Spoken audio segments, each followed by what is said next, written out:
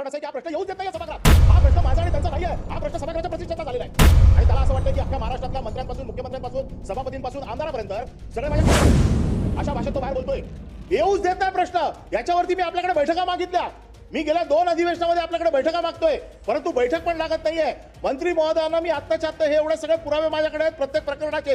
ही सगळी प्रकरणं सभागृहात सांगून झाली, पत्र लिहून झाली. तो सुनील कुशिरे नावाचा माणूस एवढा मोठा कोण या महाराष्ट्र सरकारचा जावई लागलेला आहे की जो सांगतोय की अख्खा महाराष्ट्र शासन माझ्या खिशात आहे आणि म्हणून माझा प्रश्न येणारच नाहीये. आणि म्हणून या सभागृहाचा पूर्ण सेन्स घ्या.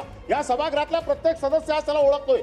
हा कोण माणूस आहे, किती बदमाश माणूस आहे तो. आणि तो जर माणूस सभागृहाला जर गिनतीत घेत नसेल, सभागृहाला गृहीत धरून जर काम करणार असेल तर त्याच्यावरती या सभागृहाने कारवाई करायलाच पाहिजे. जर मंत्री महोदयाने नाही केली तर आपण तरी करावी अशी माझी आपल्याकडनं अपेक्षा आहे. आमची मागणी एवढीच आहे. सगळी प्रकरणं मंत्री महोदयांकडे आहेत. प्रत्येक प्रश्न काय मी विचारायलाच पाहिजे असं काही नाहीये. आणि मी विचारलाच पाहिजे म्हणजे तो स्कोप मध्ये बसतो नाही. त्याचा स्कोप लार्जर करणं हा आपला अधिकार आहे. त्याचा स्कोप लार्जर करणं हा मंत्री महोदयांचा अधिकार आहे. त्याचा स्कोप लार्जर करणं हा सभागृहाच्या प्रत्येक सदस्याचा अधिकार आहे. प्रत्येक सदस्याकडे याच्या बाबतीतली माहिती आहे. 10 कोटीचं टेंडर 80 कोटीपर्यंत जातोय. सोलापूरमध्ये 4.5 कोटीचं टेंडर 55 कोटीपर्यंत गेलं. एस्केलेशन कशामध्ये दाखवतात माहिती आहे? ग्राउटिंग मध्ये दाखवतायत. जिकडे काळा खडक आहे तिथे ग्राउटिंगचं टेंडर तुम्ही एस्केलेट करतात आणि ते 55 कोटीपर्यंत नेतात. 9-10 पट तुम्ही टेंडर वरती घेऊन जाताय. अशी कित्येक प्रकरणं मंत्री महोदयांकडे आहेत. नसेल तर त्यांनी सांगावं नाहीये. म्हणून मी तुम्हाला रिसिव्ड केलेल्याचे स्टॅम्प शिक्के आणून दाखवतो की किती तक्रारी त्यांच्याकडे आहेत त्या. आणि एवढ्या सिरियस तक्रारी असताना मंत्री महोदय सांगतायत फक्त 2च प्रकरण आहेत. 2 प्रकरणामध्ये आम्ही त्यांची चौकशी चालू आहे.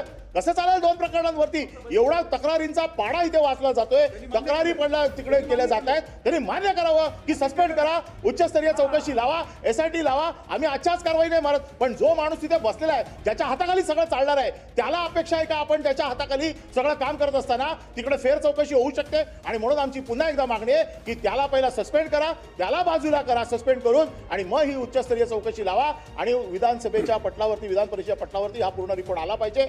मला असं वाटतं मंत्री महोदयांना जर ह्या अधिकारामध्ये नसेल तर आपण आपला विटो वापरला पाहिजे अशी माझी स्पष्ट भूमिका आहे, मागणी आहे. कारण का झालंय की याच्यामध्ये विधिमंडळाला देखील गोवलेलं आहे. मी आपल्या समोर पाहिजे असेल तर केबिनमध्ये माणसं उभी करू शकतो की तो बाहेर काय बोलतोय. आणि म्हणून आपल्या प्रतिष्ठेचा प्रश्न हा अबाधित राहावा म्हणून हा प्रश्न उपस्थित आहे. आज आपण आपली प्रतिष्ठा अबाधित ठेवण्यासाठी, जसा थोड्या वेळाने हक्कभंग येणार आहे आपली प्रतिष्ठा राखण्यासाठीचा, तसा हा एक प्रकारचा हक्कभंग आहे असं समजून याच्यावरती कारवाई व्हावी. ही माझी लक्षवेधी कधी येऊच शकत नाही. आमच्यावरती कोण काही कारवाई करूच शकत नाही. कारण संपूर्ण विधिमंडळ आमच्या खिशात आहे. अशा प्रकारच्या कंत्राटाच्या बाहेर वल्गना आम्ही ऐकतोय. आणि हा प्रश्नापेक्षा विधिमंडळाची प्रतिष्ठा या प्रश्नामध्ये आता जास्त लागलेली आहे. कारण बाहेर जो काय मेसेज जातोय की हे प्रश्न लागणारच नाही, ही लक्षवेधी यावेळेला पण मी लावली आहे. परंतु ही लक्षवेधी लागणार नाही म्हणून प्रश्न लावलाय. प्रश्न लागला पण लक्षवेधी काय लागेल असं मला वाटत नाहीये. आणि त्याच्यामुळे विधिमंडळाची प्रतिष्ठा जपण्यासाठी या प्रश्नाचं महत्त्व आज जास्त आहे असं मला वाटतं. आता मी मूळ प्रश्नाकडे येतो. सभापती महोदय हे उत्तर दिलंय. या उत्तरामध्ये सांगितलंय की हे खरे आहे, खरे नाही, हे खरे आहे, अंशतः खरे आहे. माझा साधा प्रश्न हा आहे की 2000 कोटीची या जलसंधारण, पाझर तलाव दुरुस्ती, बाकीच्या या सगळ्या बाबतीच्या निविदांसाठी 2000 कोटीची तरतूद बजेटमध्ये आपले केलेली आहे. पण प्रमा किती दिलेले आहेत? 18,000 कोटीच्या प्रमा दिलेल्या आहेत. खरंय का खोटं आहे मंत्र्यांनी सांगावं. जर 2000 कोटीची बजेटरी प्रोव्हिजन आहे, 18,000 कोटीच्या प्रमा दिलेल्या आहेत, 9,000 कंत्राटदारांनी टेंडर भरली छोटी मोठी सगळी, त्याच्यातले 1,000 टेंडर आर्थिक निकष पूर्ण केले नाही म्हणून बाद करून टाकले. आणि एक सुनील कुशिरे नावाचा तिकडे संचालक आहे. हा संचालक अख्ख्या महाराष्ट्रात फेमस आहे, सगळ्यांच्या ओळखीचा आहे, सगळ्यांच्या. आणि त्याला असं वाटतंय की अख्ख्या महाराष्ट्रातल्या मंत्र्यांपासून, मुख्यमंत्र्यांपासून, सभापतींपासून आमदारापर्यंत सगळे माझ्या खिशात आहेत अशा भाषेत तो बाहेर बोलतोय. आणि त्याचा किस्सा एवढा मोठा आहे, तो किस्सा आज बंद करण्याची वेळ आलेली आहे. आणि म्हणून आपल्याकडनं आम्हाला ही अपेक्षा आहे की तो बाहेर म्हणतोय, मी आता सभापतीवर आरोप नाही करत आहे, तो बाहेर जे काय म्हणतोय ते मी सभापतींना सांगतोय. आता हे चौकशीमध्ये काढा शोधून. जी मागणी मी शेवटी करणार आहे त्याच्यात तो जे काय म्हणतोय ना ते खरं आहे का खोटं आहे हे चौकशीमधनं बाहेर येणार आहे. म्हणून माझा प्रश्न असा आहे की ही जी काही टेंडर्स दिलेली आहेत याच्यामध्ये टेंडर्सचे प्रकार काय आहेत की खोलीकरण करणे, याच्यामध्ये पाझर तलावाची दुरुस्ती, ग्राउटिंग, या सगळ्या गोष्टी. म्हणजे सोलापूर जिल्ह्यामध्ये 2000 कोटीचं काम काढलेलं आहे. या 2000 कोटीमध्ये या सुनील कुशिरेच्या वतीने हे सगळे जे लोक आहेत त्यांची मी नावं आता सांगतो आपल्याला. महेश पाटील, रवींद्र साखरे, रवी हिरवे, DY दामा, कवजित पाटील, सूरज शिंदे हे त्याचे वसुली एजंट सगळी वसुली करतायत. आणि कामं कोणाला द्यायची, कुठल्या निकषावरती द्यायची हे सगळं ते लोक ठरवत आहेत. आणि अशा प्रकारची कामं देऊन आज एवढ्या मोठ्या सगळा मॉबिलायझेशन फंड त्यांचा गेलेला आहे.